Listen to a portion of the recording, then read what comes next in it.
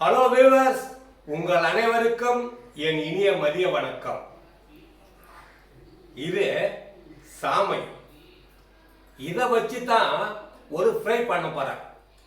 என்னடா சாமையில ஃப்ரை பண்ணலாமான்னு நீங்க நினைக்கலாம். கண்டிப்பா பண்ணலாங்க. சாமை உண்டால் ஆமை வயது என்றார்கள் நம் முன்னோர்கள். அதாவது சாமையை அடிக்கடி நம்ம உணவுல சேர்த்துக்கிட்டா ஆமை வயது வரை நம்ம வாழலாம் என்பது அதனுடைய பொருள். சரிங்க, நமக்கு சிக்கன் ஃப்ரை தெரியும், ஃபிஷ் ஃப்ரை தெரியும், ஏன் எக் ஃப்ரையும் தெரியும். ஆனா சாமையில ஃப்ரை பண்ணி பார்த்துருக்கீங்களா?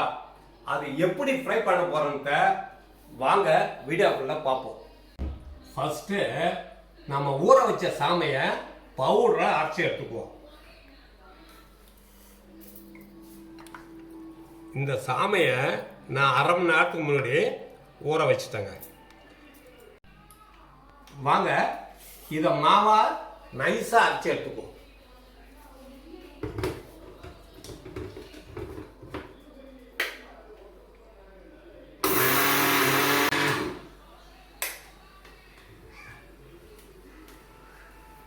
நம்ம அரைச்சி எடுத்த மாவை வேற பாத்திரத்தில் மாற்றிக்குவோம்.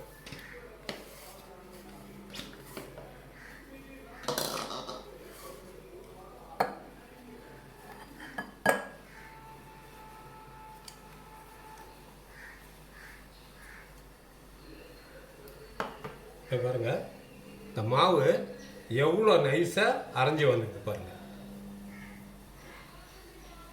இந்த மாவுல நம்ம தேவையான அளவு உப்பை சேர்த்துக்குவோம்.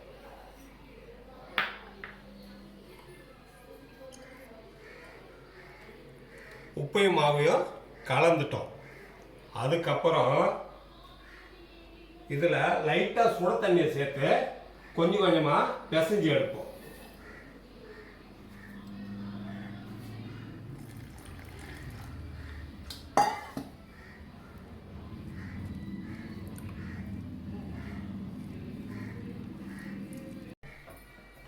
இதை பாருங்க, அழகா மாவு ரெடி ஆகி வந்துட்டு. இதை பாருங்க, இந்த பதத்துக்கா நீங்களும் மாவை ரெடி பண்ணிக்கணும். இதை சின்ன சின்ன பாலா பிடிச்சி இந்த பாத்திரத்தில் எடுத்து வச்சுக்கோ.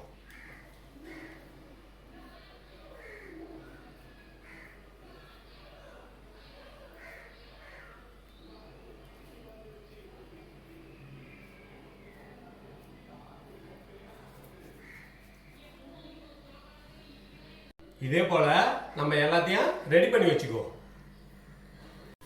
அவ்வளோதாங்க, இது லாஸ்ட் பால் முடிஞ்சு போச்சு.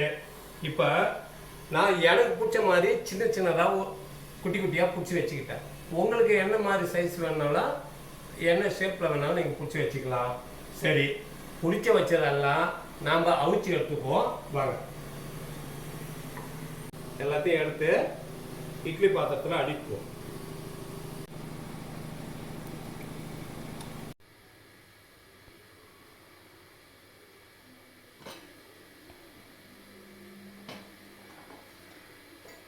அவ்வளோதாங்க, இது நல்லா வெந்து பார்த்தங்க. அதுக்குள்ள நம்ம தாளிப்புக்கு வேண்டிய பொருளெல்லாம் ரெடி பண்ணிக்குவோம்.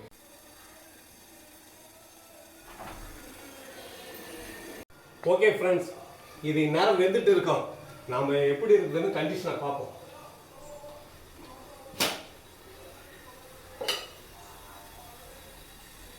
ஓகே, சூப்பராக வெந்துட்டு.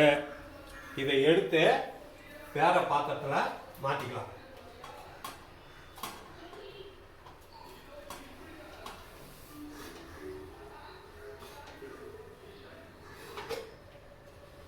அவ்வளோதான்.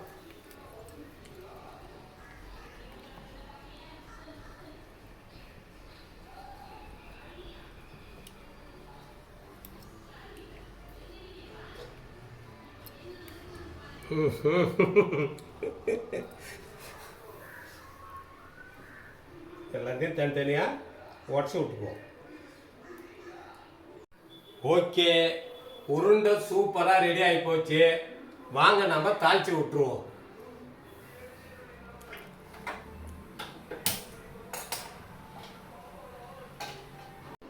கடாய் காஞ்சிட்டுங்க. தேவையான அளவு நல்லெண்ணெயை சேர்த்துக்கும்.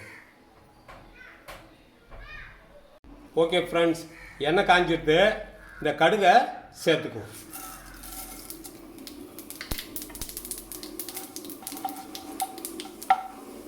கடுகம் நல்லா பொஞ்சி வந்துட்டு இந்த நேரத்தில் இந்த சின்ன வெங்காயத்தையும் சேர்த்துக்கும்.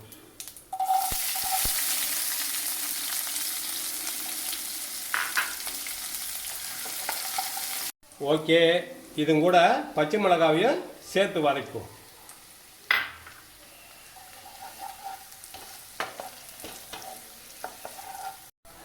இந்த நேரத்தில் தேவையான அளவு உப்பையும் சேர்த்துக்கும்.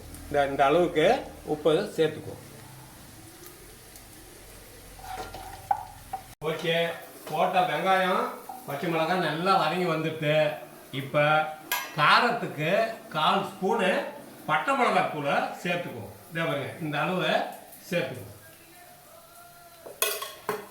ஓகே, எல்லாம் நல்லா மிக்ஸ் ஆகி போச்சு. இந்த நேரத்தில் இந்த வேக வச்ச அந்த பாலை இதில் சேர்த்துக்கும்.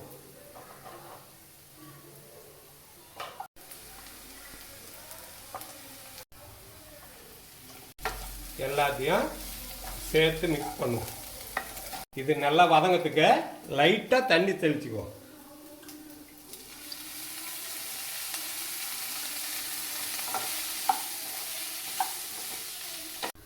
ஓகே, ஃபைனலாக எல்லாம் நல்லா வெந்து வந்துட்டு இந்த நேரத்தில் இந்த கொத்தமல்லியை இதில் சேர்த்துக்குவோம். அவ்வளோதாங்க, முடிஞ்சு போச்சு. அடுப்பை நிறுத்துருவோம். நிறுத்திட்டு இறக்கி வச்சுடுவோம். கடைசியாக ஒரு 1/2 ஸ்பூனு எலுமிச்சம்பழம் சாறை சேர்த்துக்குவோம். அவ்வளோதான், எல்லாத்தையும் ஒரு மிக்ஸ் பண்ணி விட்டுருவோம்.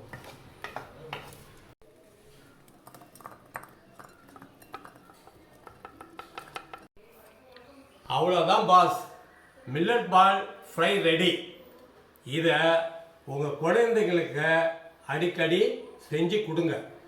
ஏன்னு கேட்டால் வெறும் சாதமாக சாப்பிட்டுன்னு இருக்கிற இந்த காலத்தில் சிறுதானியங்களையும் அப்பப்போ சேர்த்துங்க.